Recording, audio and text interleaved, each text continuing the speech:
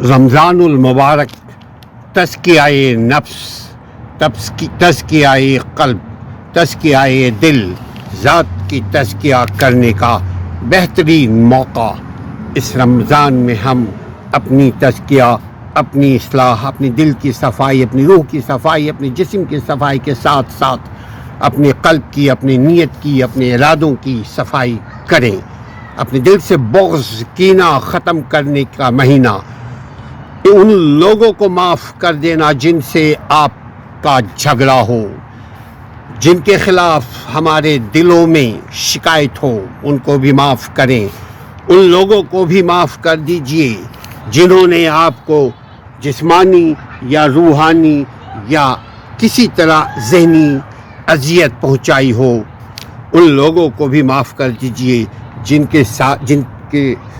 سے آپ راضی نہیں ہیں، چونکہ یہ تزکیہ نفس کا مہینہ ہے۔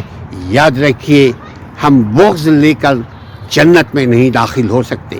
رمضان کے مہینے میں بھی اگر ہمارے دلوں سے بغض ختم نہ ہوا، ہمارے دلوں سے کسی کے لیے نفرت ختم نہ ہوئی، تو ہم نے اس رمضان کے مہینے سے کوئی فائدہ حاصل نہیں کیا۔